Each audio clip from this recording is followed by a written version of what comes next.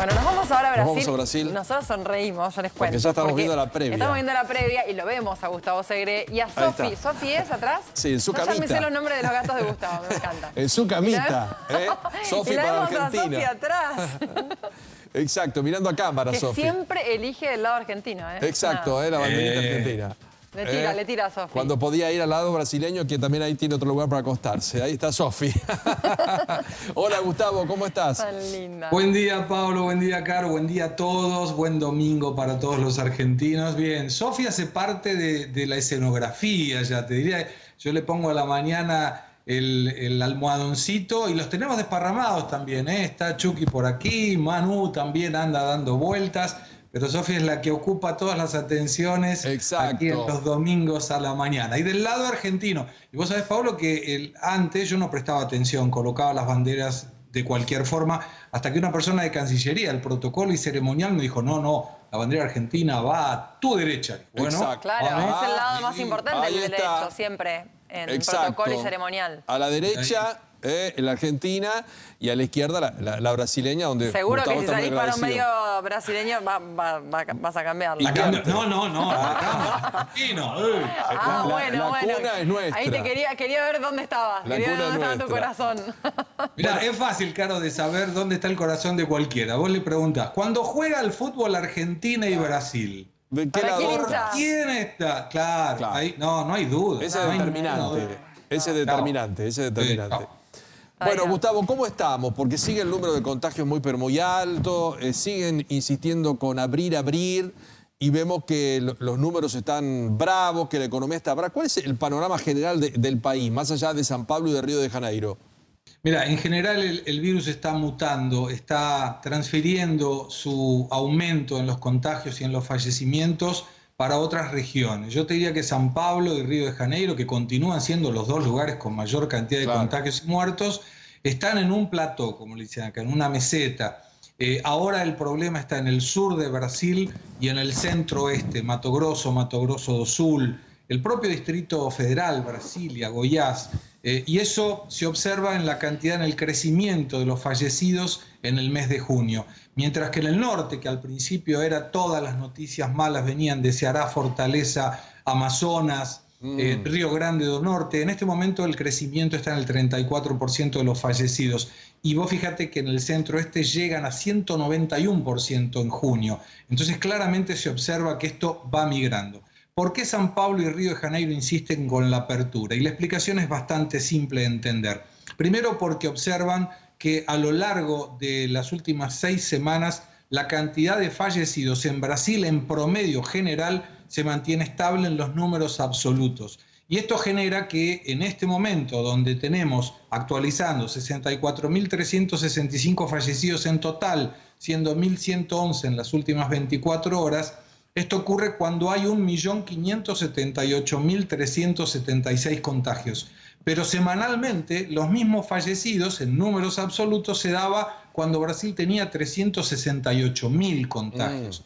Entonces cae la letalidad y esto permite, observando la disponibilidad de UTI, de respiradores, que las autoridades estén más propensas a abrir. Claro. Lo que ocurre es que en Río de Janeiro, por ejemplo, el jueves pasado abrieron los bares y hay muchas aglomeraciones, esto no es bueno, fueron clausurados 3 lugares porque no respetaban los protocolos, y aquí vuelve también a una cuestión que no tiene mucha explicación, pero que San Pablo en particular, en la ciudad, está en fase 3, esto es fase amarilla, donde a partir de mañana abren bares, abren restaurantes, abren salones de bellezas y peluquerías. Los shoppings y los comercios a la calle están abiertos desde el día 11 de junio. Y sin embargo, cada vez hay menos demanda de hospitalizaciones y de UTI. Entonces, esto nos explica o nos muestra por qué tanto San Pablo como Río de Janeiro no insisten en un lockdown, en una cuarentena, habida cuenta que hay lugar para aquellos que precisen tener una cama en una unidad de terapia intensiva. El aislamiento continúa siendo recomendado, por supuesto, aquellas personas que pueden y deben, obviamente lo respetan, pero se observa que la gente respeta el virus, pero le está perdiendo el miedo. Mucha más gente en la calle y además con algunas muy buenas noticias, Pablo y Caro, porque saben que hay un señor en Recife, Pernambuco, el nombre es Carlos Emilio Sler, que con 104 años y con 27 días de internado, siendo 7 en unidad de terapia intensiva, y que llegó con 50% de comprometimiento pulmonar, bueno, ayer le dieron el alta. Qué bueno. 104 años. Ah, mirá, estamos viendo las imágenes. Mirá, sí, como para no aplaudirlo. 104 años, seguramente cuando entró a esta situación la gente debe haber pensado que no iba a poder salir con vida, y lo ven así salir. Es para aplaudirlo de pie, te digo. Y ese es una especie de homenaje que le hacen a todos aquellos que consiguen vencer al virus. Brasil hoy, no obstante, es el segundo país con mayor cantidad de contagios después de Estados Unidos en términos absolutos.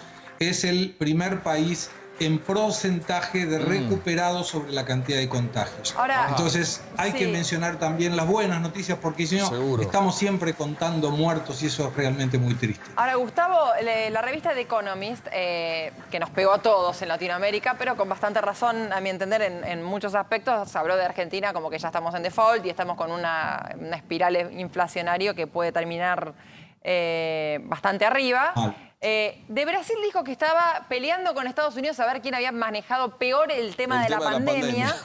Digo, y al mismo tiempo, si bien yo coincido en que Brasil en lo sanitario fue bastante deficiente, es bastante deficiente, por no decir un desastre, también para los inversores termina siendo más atractivo todavía que Argentina, porque digo, hay empresas como BASF, por ejemplo, que se fue ahora de Argentina y se va a Brasil. O sea, en inversiones resulta mucho más atractivo Brasil que Argentina. ¿Por qué crees que es? Bueno, no es que creo, tengo seguridad de por qué es. Inclusive nosotros estamos recibiendo en nuestra empresa muchas consultas de empresas argentinas que quieren venir a Brasil. Y esto se debe, Caro, a que Brasil desde el 2017 tiene una ley laboral mucho más flexible, mucho más amigable para la contratación. ¿Más similar a Estados Unidos? Mucho más. Sí, no es tan abierta, no es tan libre. En Estados Unidos vos podés echar a alguien y no le tenés que pagar absolutamente nada. Aquí hay un fondo de garantía por tiempo de servicio, pero el propio ministro Paulo Guedes está buscando la libertad económica, una reforma estructural de la economía, achicar el gasto público. Brasil está en este momento con una tasa de interés del 2,25% al año, con una inflación que debe ser próxima al 2,5% al año. No emite dinero, no genera deuda. Hay una orientación muy clara de aquel que viene con dólares para invertir, porque no hay cepo cambiario también. Brasil está teniendo en este momento el cuarto destino de inversiones directas productivas a nivel mundial y tiene un potencial enorme en las exportaciones. De hecho, mantiene superávit comercial con China. Es uno de los pocos países que tiene superávit comercial con China. Entonces, el hecho de tener una propensión a la actividad económica, y esto claramente hay visiones de los dos lados que uno puede decir lo manejó muy mal la pandemia, pero si yo les cuento que el año pasado, desde el 16 de marzo del año 2019 hasta el día de ayer, en Brasil moría el año pasado 75.000 personas por neumonía, y nunca hablamos de eso y jamás se mencionó y jamás paró la economía. Son visiones que son subjetivas, discutibles, pero que claramente no es únicamente responsabilidad de Bolsonaro, sino de los gobernadores y de los intendentes. Pero yo creo que el impacto negativo, Caro y Pablo, lo tiene los comentarios de Bolsonaro. Cuando al principio decía que esto era una gripe, que no pasaba nada, y bueno, quedó claro que estaba equivocado. Muy Tantos comentarios de Bolsonaro que lo ponen en una estación. Y muy parecido a Trump en el manejo. ¿Cómo está la situación en las favelas? Que, para el que no sabe, son nuestros barrios de villas aquí en la Argentina. ¿Cómo está el foco puesto ahí? Mira, las favelas tuvieron un grave problema con la cantidad de fallecidos en relación a los contagiados al principio, porque en relación, por ejemplo, a barrios de clase media, había 10 veces más de personas que fallecían. Pero ¿cuál era el problema?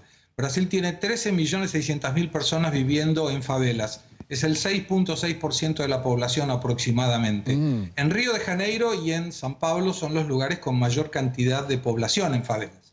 Y esto generaba que mucha gente no tuviera oportunidad de ir a los hospitales porque no había lugar. Recordemos además que el sistema público de salud brasilero no era deficitario por el COVID. Ya venía mal desde años y años y años. Sí. Entonces eso generó que mucha gente se contagie y mucha gente tenga dificultades para ser atendido y por miedo no iba a los hospitales. Lo curioso es que empezaron a hacer más testeos en las favelas y ahí se observó que el 25% de la población en Río y el 28% de la población de favelas en San Pablo estaba con COVID-19. Sí. Y ahí baja la letalidad dramáticamente, porque se observa que la cantidad de fallecidos en función de la cantidad de contagiados no era tan grande. De hecho, estaba en el 0,96% cuando el histórico del país por los testeos que se hacen es el 4,17. Entonces, las situaciones graves se están organizando y siguen organizándose muy bien internamente. El Estado le ha colocado algunas ambulancias para tener de libre disponibilidad, pero son personas que tienen serias carencias porque vive mucha gente en poco espacio. En poco espacio. Déjame hablarte un poquito de la relación bilateral con Brasil, porque en las últimas horas Scioli habló y dijo que no tenían que hacerse hincapié, algo así como, a ver, te lo digo exacto, Argentina y Brasil no deben poner atención a las tensiones, la relación trasciende las ideologías. La relación de la cual habla Scioli, ¿existe realmente hoy en día? Existe y está bien. La relación comercial está bien porque los privados no precisan de lo público. En realidad los privados lo que le pedimos al público es que no complique, que no moleste, no precisa ayudar. Claro, no me ayudes, pero déjame trabajar. Por lo menos déjame. Hay muy buen trabajo realizado por la Embajada Argentina, por los consulados argentinos en todas las ciudades que tenemos representación, porque están trabajando desde el inicio del año junto con la Cámara de Comercio Argentino-Brasileña en San Pablo y la de Buenos Aires para generar demanda potencial, para que cuando esto empiece a normalizarse un poquitito más, haya más empresas argentinas que puedan exportar a Brasil. No colabora ideológicamente ni Bolsonaro ni Fernández.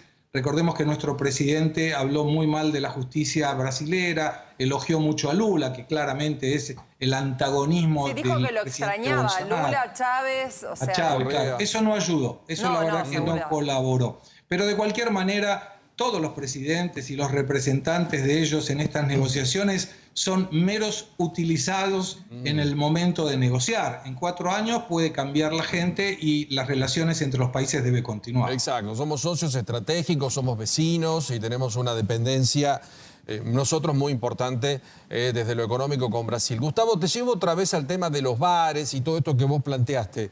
¿Cómo se manejó? ¿Con mucho protocolo? ¿La gente lo aprovechó y salió?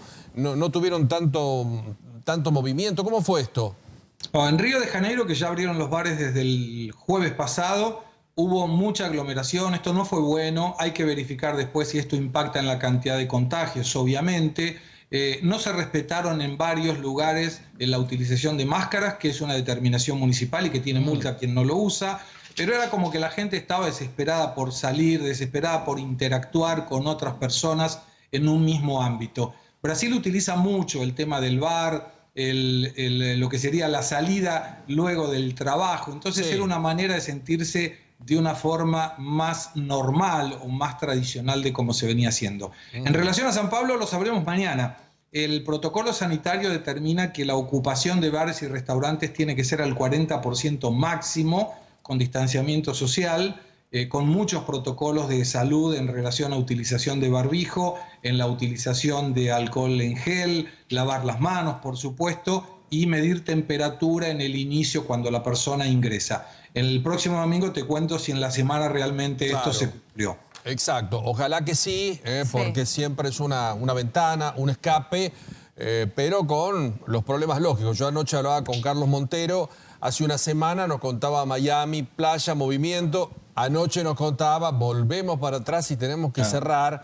Y más en ciudades como estas, donde San Pablo es un país dentro de otro. Y en Brasil todo es enorme. Yo recuerdo que me llamó la atención, la última vez que estuve mucho tiempo por el Mundial, una línea de cajas en un supermercado. Un día miramos, eran 150. La explotación en los shoppings, pero hasta del espacio que acá son los pasillos, puestos para que las mujeres se hagan sus manos, sus pies, todo muy compactado y todo muy apretado. Vos decís, ¿cómo y eso haces que es grande el país. Claro, pero todo pero hay mucha gente. Tiene una dimensión impresionante y siempre, porque no es que hay 150 cajas y hay 2 personas. Hay 150 cajas y que están se usan todas. repletas de gente. Como ellos dicen, el Maracaná, todo grande, el transporte mayor público. del mundo. Exacto, el tren que va al Maracaná, un día lo tomamos, pero viajar acá en el Sarmiento es como viajar casi, era un placer, pero era una aglomeración impresionante. Y todo eso lo tenés que, como lo planteábamos acá, en la limpieza, en la desinfección, llevarlo a cabo a una vida totalmente distinta, ¿no? El transporte ahí también me imagino que estará ahora más ordenado. Está un poco más ordenado, porque cuando uno tenía la vida de antes, digamos, que va a volver, no hay que desesperarse, va a volver en breve, tiene que volver, no sabemos cuándo, pero tiene que volver. Bueno, una de las cosas que nosotros nos cargaban aquí en San Pablo es que a las 6 de la tarde, en una estación que se llama Plaza da Sé, Sí. que es el lugar donde se concentran todas las líneas de subte y hacen combinaciones, era el milagro de conseguir encontrar un montón de gente por metro cuadrado. Decís, ¿cómo puede entrar tanta gente en un metro cuadrado? Porque Claro. decía que eran 2 pisos o 3 pisos de personas. Hoy eso no se ve claramente, pero hay una cuestión tecnológica que también ayuda, Paulo, porque hay aquí, por ejemplo, un supermercado que no te atiende nadie y no tenés cajeros. Vos entrás, directo. agarrás las cosas y Mirá. te vas. Entonces, eso generó un aumento muy grande en la demanda de este tipo de servicios. Hay subtes, la línea amarilla del subte, que no tiene conductor, por ejemplo. Entonces todo eso facilita esta cuestión del protocolo sanitario también en determinadas situaciones. Bueno, Gustavo, te mandamos un beso enorme. Saludos a todos tus gatitos de por Sofi ahí, a se todas nos tus fue. familias. Y Sofi fue me Sofi. parece que Sí, no le gustó. Está jugando No ahí. le gustó el contacto, dijo, ya listo. Esos argentinos me tienen empodrido. No me dijo. pagan. No, obvio. Así que se levantó y se fue. Un abrazo grande, Gustavo. Gracias. Para vos y tu Buen familia. domingo para Sí, ustedes. Muchísimas Hasta gracias. El señor Gustavo Segret desde Brasil.